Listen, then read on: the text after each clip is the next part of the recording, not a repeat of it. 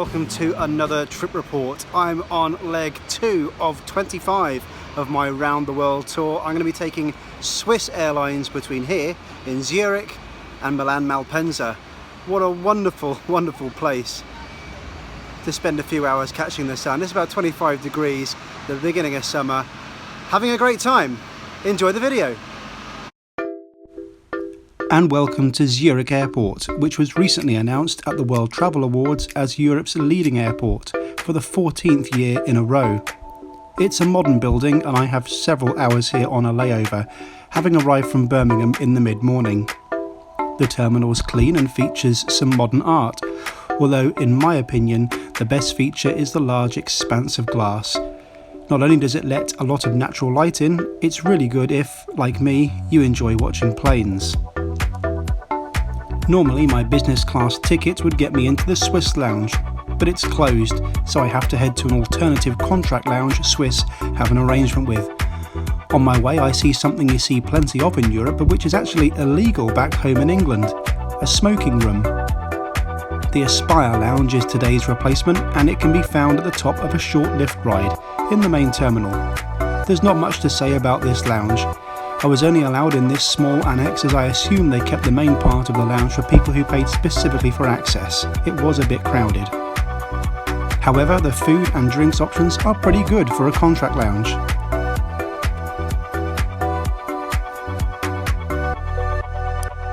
There are even some hot options here, like this vegetable soup. I don't quite know what this is. And this is a vegetable curry. I had breakfast on the previous flight, so it is just a snack for me to tide me over. I noticed this lounge was a little tatty and even had holes in the floor.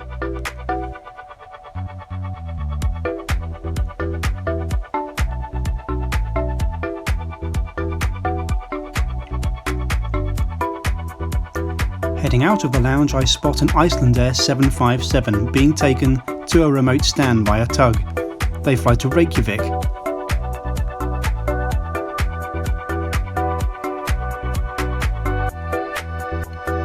Today's flight leaves from the A gates, which are a 10-minute walk from the main terminal. Swiss are the dominant carrier here, as you'd expect, and Zurich has a great transfer experience, making it an excellent hub, at least much better than Heathrow anyway.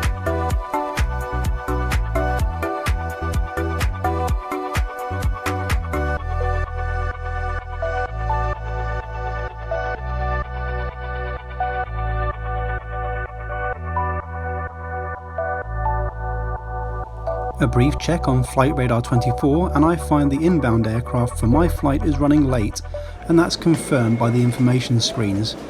We'll be around half an hour late today. Our aircraft is just 2 months old and is the newest aircraft I'll fly on this round the world itinerary.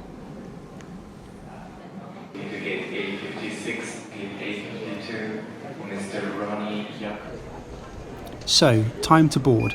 As those of you who follow me on social media know, I completed my whole trip a few weeks ago. Incredibly, in 25 flights, my longest delay was 45 minutes. I didn't miss a single connection and nor was any flight cancelled.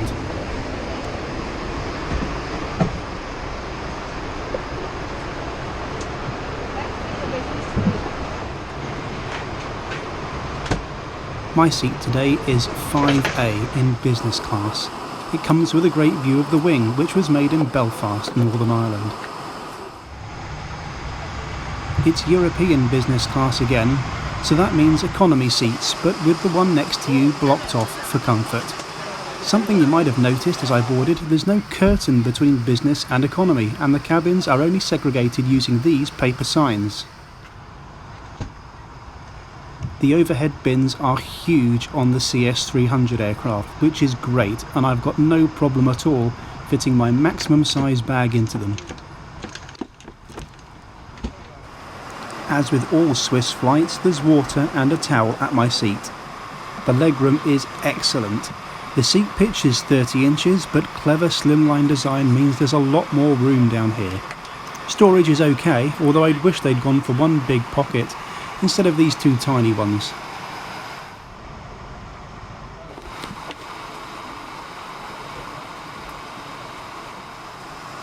Another feature I like about the CS300 are the overhead mini screens. They feature a moving map on this very short flight.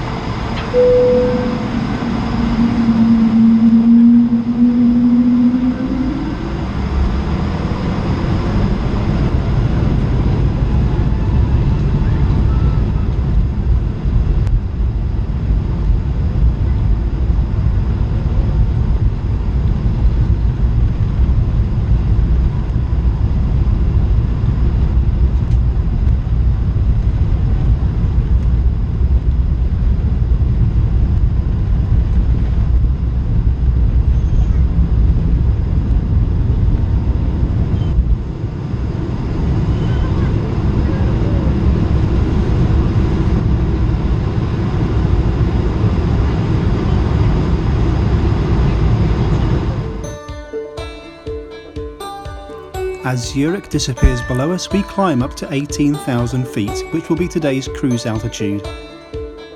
Now's a good time to take a look at the route we're taking today, down to Milan Malpensa. It's just 126 miles between the two cities, and this is the second shortest flight I'll take in this series. You can drive this distance in 4 hours, and as you can see, we're crossing the Alps today. Everything about the CS300 feels reassuringly solid. The tray table was sturdy, unlike the previous one on my previous flight from Birmingham. This flight was very scenic, especially so as it was summer, and takes just 35 minutes. Service is done very promptly and efficiently by the cabin crew, as there are around only 15 minutes of level flight. The seatbelt sign never went off. There's no choice on the menu today, and just a snack is served, which is understandable given the short flight time. In fact, it's amazing that service happens at all on these flights. I've no idea what any of this stuff is, by the way, only that the dessert is the one on the left. I think it was given the wrong way round, as surely you'd work left to right, but never mind. I accidentally ate my dessert first, but what's the point of being an adult if you can't have your pudding first? These views remind me how lucky I am to be able to pursue this hobby. Here's a great view of Lago Maggiore, and at this point we start our descent into Milan.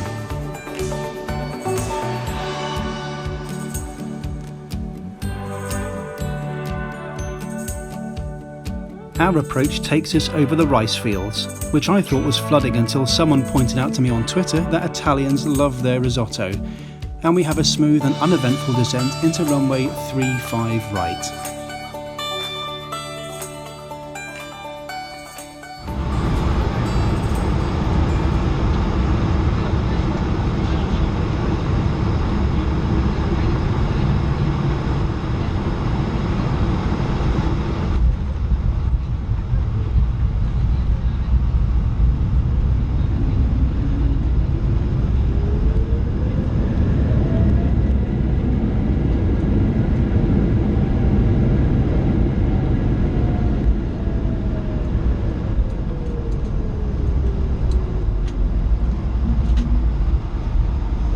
This flight will set you back around £125 in economy or £335 in business return. It's best to remember these short hops are not really intended to be bought on their own, but rather as part of a large itinerary, like mine.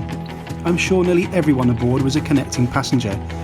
I've always found Swiss to be a very good quality carrier, and particularly love the new C-Series aircraft, which is now my favourite short-haul airliner. Malpensa Airport is connected to the city by rail, although I need to be at Linate Airport across town. Next up, Alitalia from Milan Linate to Rome on a domestic shuttle, and then Saudi Arabian Airlines, the first of many exotic airlines in this series. And that's it. I really hope you enjoyed coming with me on that short hop across the Alps there with Swiss International Airlines. Make sure you subscribe to catch the rest of my world tour and all the adventures I've got planned after that. But for now, ciao.